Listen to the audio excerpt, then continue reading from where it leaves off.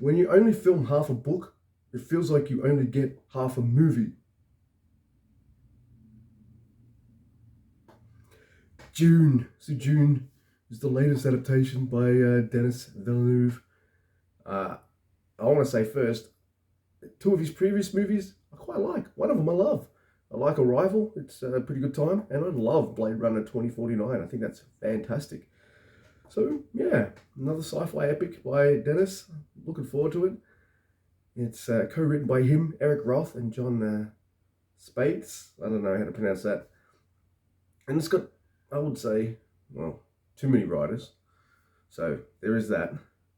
And too many big names, I guess. Too many chefs in the kitchen. But I'm going to get to some of the actors and the performances in a minute. But I just want to say, like, you only did half the movie. You don't know if you're going to get the other half. And your movie comes straight out on a streaming service. Like, you might as well have just made a fucking series. I guess Game of Thrones will fly this. Why not?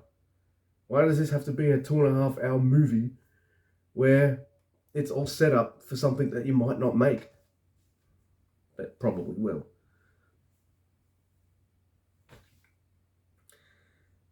As for the movie itself, one of the biggest problems I have with it, apart from the pacing, is your lead actor, played by Timothée Chalamet. I was shocked when I looked this guy up and found out that he's been nominated for Oscars and other awards and shit because, wow, he is the most uncharismatically boring actor in this whole movie. He's about as good as the second or third rate actor in a shitty Bruce Willis movie. All right, maybe not that bad, but he's, I had a dream, and in that dream you died. I'm just like, fucking wake up, man. Show me something. Man, the whole movie centers around Paul Atreides. And the guy playing him is boring. So boring.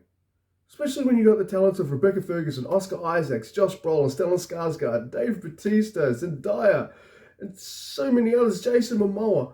Everyone looks like they're into it. Except him. And he's the main character, so it brought it all down for me. Another thing that brought it all down is, well, the performances are good.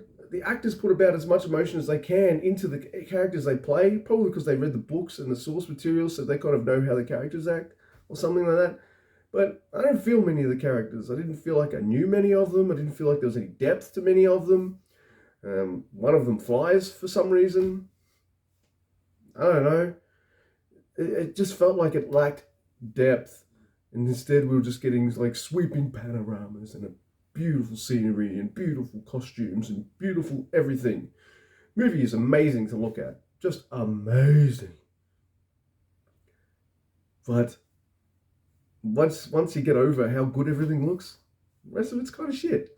It's like playing a video game, modern day video game that looks fantastic, and the gameplay sucks. So not many of the character moments to me felt earned. And I'm also going to say, like, I haven't watched David Lynch's version, I haven't watched the Sci-Fi Channel adaptation, and I haven't read the book. So that might be another reason why I felt this was kind of depthless and boring. If you're familiar with the source material via the previous adaptations to screen or the book, and you like those, maybe you'll get a lot out of this. I didn't. When it ended, I was just like, oh, when's the second one coming out? Oh, we don't know. Okay. Well, who cares? There's one thing that Paul Atreides can do that really bugs me too, and that's like he has visions of the future. And I'm sorry, man, like, I know it's probably in the book, but when you have visions of the future and the movie shows you those visions of the future, it takes all the tension out. Like, I know this character's safe until this moment. I know these characters are going to survive this area. Yeah. If that's in the book too, well, I wouldn't have liked it in that either. It's just like a trope I'm not a huge big fan of, I guess. Is what it is. As for how visually interesting and stunning it looks, there's one part where it looks visually annoying as fuck. And that is the personal shields people have during combat. It is like watching a 3D movie without 3D glasses, or it's the special effects equivalent of shaky cam. Like, I can't really tell what's going on now. What are you doing?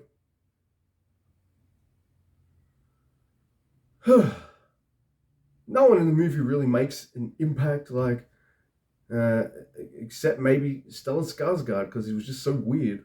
Everyone else, no one really makes this amazing kind of impact on me. Timothy Chalamet is probably the most boring actor I've ever watched in a movie since, well, Black Widow. Yeah, I'm talking about you, Scarlett Johansson. I didn't like this movie. It looks amazing though, and I hope everyone who likes it gets their second one. I don't think I'll watch it. I'm gonna give this a 4. And pretty much all your points for most of the acting, apart from you, Chalamet, and how visually good it looks. But it's a bit plotting, and it starts getting interesting near the end, and then it ends. And like, why didn't you just start the movie at the end? Boom. That's much more interesting. I don't know.